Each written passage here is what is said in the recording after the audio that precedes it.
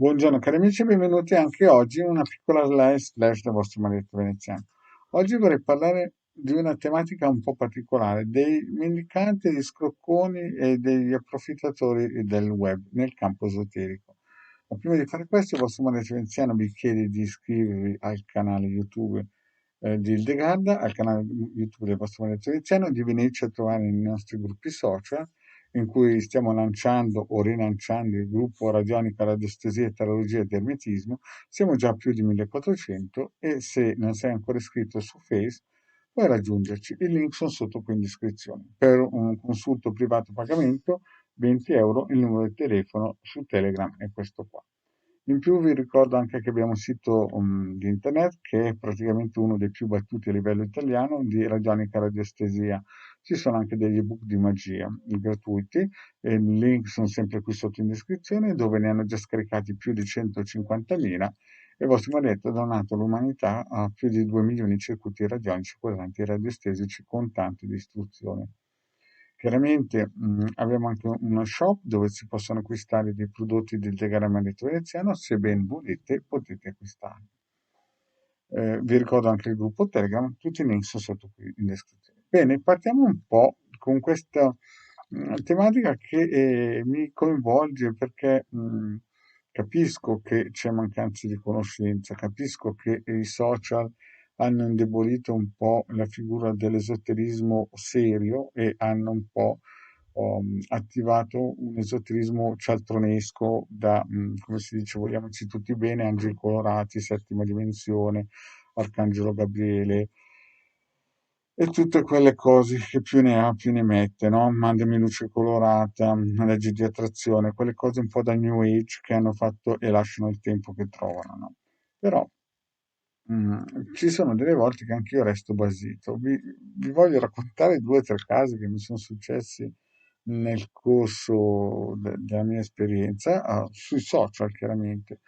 Un giorno mi contatta uno che faceva il pranoterapeuta, qualcosa del genere, no? Perché avevo visto una mia pillola, no? A un certo punto mi chiede che voleva diventare invisibile, perché dice io non voglio vedere alcuni miei clienti, roba del genere. Allora io gli dico prima di tutto che al telefono già la cosa non si può fare, ci vuole un consulto 20 euro, 45 minuti. Ma proprio per spiegargli certe dinamiche, certe cose qua. Mm. E non si è più visto, cioè questo qui fa il psicoterapeuta, telefona a uno perché ha visto una pillola e gli chiede tranquillamente voglio diventare invisibile, no? Mm. Che tra l'altro è una cosa gravissima, no? Perché se non si gestisce bene si rischia che poi qualcuno, quando uno è invisibile, venga tirato sotto dalle strisce pedonali. Ci sono gruppi misterici che fanno diventare invisibili gli altri, così la prima strisciata pedonale che uno fa viene tirato sotto perché non è visto, no? Però questo è stato un caso che io volevo spiegargli queste cose qua, no?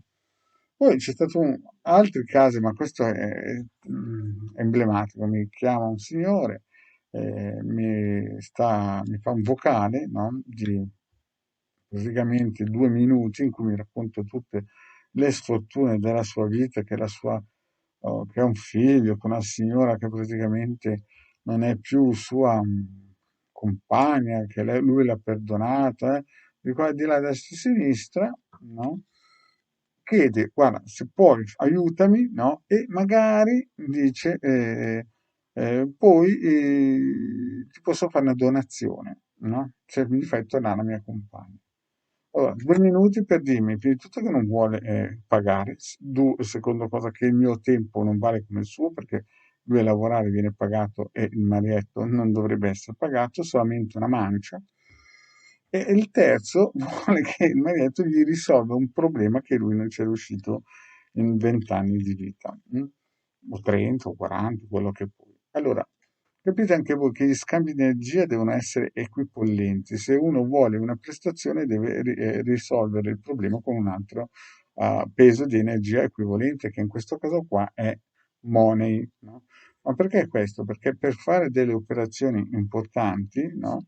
Di un certo spessore, di una certa qualità animica, di una certa potenza, e vi ricordo sempre che le operazioni minimo sono 9 mesi, quando vi vengono a raccontare che convertono il vino in acqua e camminano sull'acqua o risuscitano i morti, se ci credete, bene, beati voi, però capite che comunque questa persona qui praticamente mi dice praticamente se il messaggio era se riesci a risolvere il mio problema, no? Magari ti darà una mancetta. Cioè il succo era questo qua.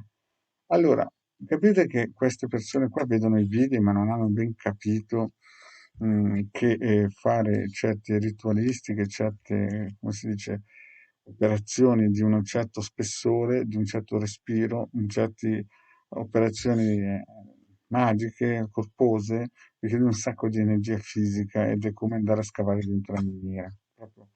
Cioè, quella cosa che prendo la luce del cosmo, te la ribatto a te, modello Reiki da New Age, quelle cose lì lasciano il tempo che trovano. Infatti, quanti Master Reiki mi hanno contattato in depressione? Ma questo lasciamo stare, perché quello dico, quello nego. Il mi ha detto queste cose non le vuole dire. Però voglio dirvi, il mondo è vero che è bello perché insomma è un po' claudicante, però vedo tante persone che non si rendono conto che il Marietto o il De Gabba non hanno tempo da perdere con questi mendicanti da... E ne avrei una sfilza di racconti di gente che mi racconta tutta la sua sfilza di problematiche quando gli dico guarda, un consulto privato per vedere, analizzare in modo serio, sono poi 20 euro 45 minuti, non si fanno più vedere oppure saettano. Capite anche voi che queste persone qui non riusciranno mai a risolvere queste problematiche se iniziano già col piede sbagliato. Bene, cari amici, grazie di avermi ascoltato e alla prossima, ciao.